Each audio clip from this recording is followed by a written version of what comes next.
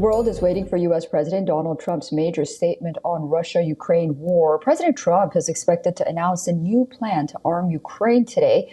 Before this, he already greenlit sending more Patriot air defense systems to Ukraine. Ahead of the anticipated announcement, Russia kept up its onslaught on Ukrainian military and industrial infrastructure on Saturday and again on Sunday.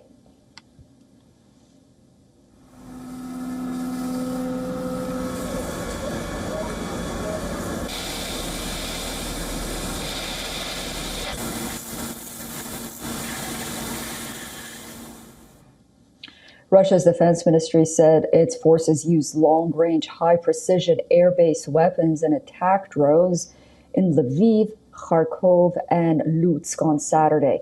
Offensive operations continued in the Sumy, Kharkov, Donetsk, Dnipropetrovsk, Zaporizhia, and Kherson. On Sunday evening, a Russian drone attack ignited a large fire at a food industry warehouse in Mykolaiv. The blaze spread over 3,500 square meters. Reports say President Trump's so-called major statement may include sending powerful weapons to Kyiv. According to Axios, citing two sources, this was likely to include long-range missiles that could reach targets deep inside Russian territory, including Moscow. Agreeing to send offensive weapons to Ukraine marks a major shift for President Trump. So far, he had been saying he would provide only defensive weapons to avoid escalating the conflict. Trump has recently showed his frustration with Russia and its leader, Vladimir Putin.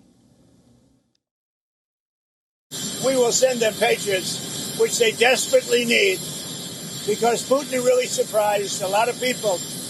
He talks nice and then he bombs everybody in the evening. So there's a little bit of a problem there, and I don't like it. This as Trump's Ukraine envoy, Keith Kellogg, began talks in Kyiv on security and sanctions against Russia. Kellogg met President Zelensky of Ukraine and other leaders on U.S. support for the country. While the details of the Trump announcement are still awaited, Republican Senator Lindsey Graham has indicated that President Trump may use billions at his disposal under the Presidential Drawdown Authority. The Biden administration had approved $67 billion in military aid to Ukraine. And when President Trump took over in January, there was still $4 billion in PDA available to Ukraine.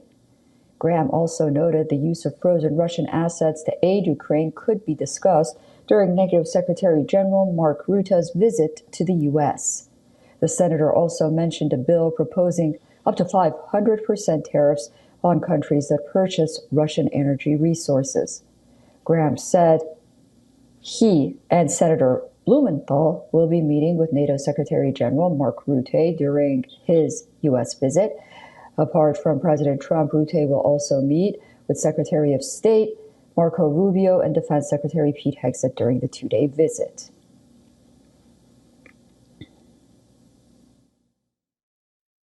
Well, I'm going to have a meeting with the Secretary General who's coming in tomorrow. But we basically are going to send them various pieces of very sophisticated military, and they're going to pay us 100% for them. And that's the way we want it. But Germany has said that it won't provide Patriots from its own current stockpiles. A German defense minister said 2 of its Patriot missiles are currently in Poland and another used for training or is under maintenance. He also said Germany would not supply Ukraine with Taurus cruise missiles.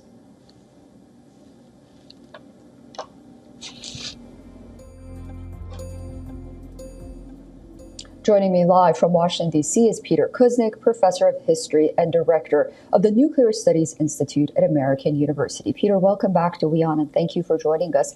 What do you think President Trump will announce? If Lindsey Graham knows what he's talking about, and that's not always the case, then Trump is going to surprise people by announcing not only defensive weapons, as you're suggesting, but offensive weapons.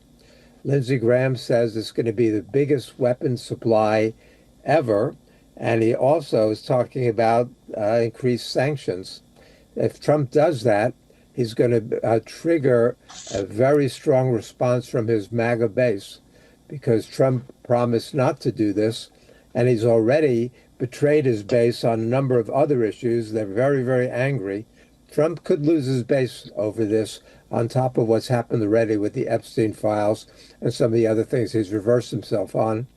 So that would be quite ominous if Trump does go all out. You know, Trump's psychology. If Biden did it to a certain extent, Trump's going to want to do it to a greater extent, bigger and better than anything Biden did. So the CIA, when the United States started to supply the offensive weapons, the CIA issued a report saying they thought there was a 50-50 chance this could trigger a nuclear war. So if Trump goes all out, the situation could get much, much more ominous. And Peter, you talked about Trump's psychology when it comes to policies of the previous administration, but this U-turn might be very significant. What does this imply? It would be very significant. It implies that he's given up on diplomacy, as Biden did. He's given up on working with Putin, which he's always said he could do. And he said he was going to end the war within the first 24 hours. Obviously, that didn't happen. Then he had that recent phone call with Putin, which he said didn't make any progress. But afterwards, Putin unleashed the biggest attack, most drones and missiles of the war so far in more than 3 years. And so Trump felt humiliated. You have to understand that with Trump, everything is about him. It's about how people treat him. It's about what people give him, how they flatter him. Mark Rutte, who's coming here, the NATO chief, was totally fawning over Trump recently. He even called Trump daddy. So everybody knows how to play Trump. He's very shallow, very transparent, very narcissistic, and they know how to play him. Putin obviously did not try to play him, and Trump got very offended by that. And so now Trump is going to go all out, it looks like, in a very different direction. What that means is an escalation of the war. The thing that most of us see is this is a horrible war in which hundreds of thousands of people have been killed and wounded. And the longer this goes on, number one, the worst position Ukraine is going to be in militarily, and it's based upon the idea that Ukraine can drive Russia out of the territories Russia's taken. No sober military analyst believes that.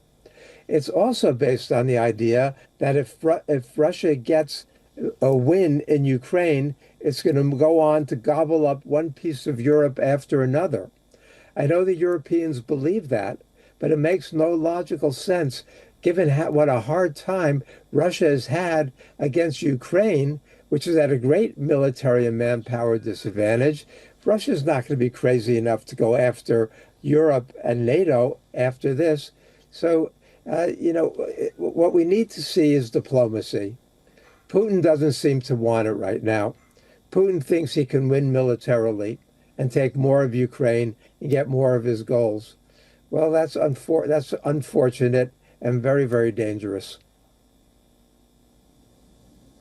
Are there any circumstances, under any circumstances, that President Trump can still mediate some kind of ceasefire between Russia and Ukraine? Or at this point, is it at Russia's discretion? Sadly, Russia has all the cards right now. And if the U.S.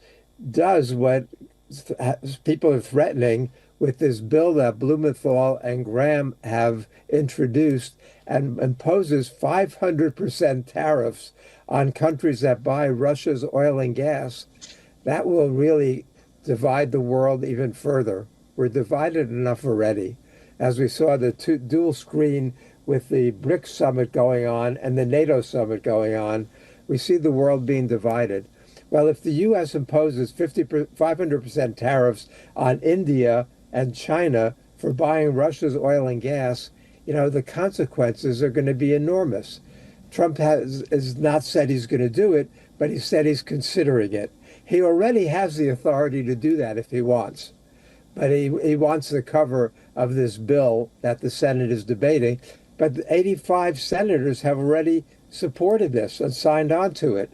So it'll pass if Trump gives an indication that he's willing to support it. You know, it's going to have enormous consequences. It's always such a pleasure talking to you. Thank you so much, Peter Kuznick, joining us from Washington, D.C. this morning. I'll talk to you soon. Thank you, Susan. My pleasure.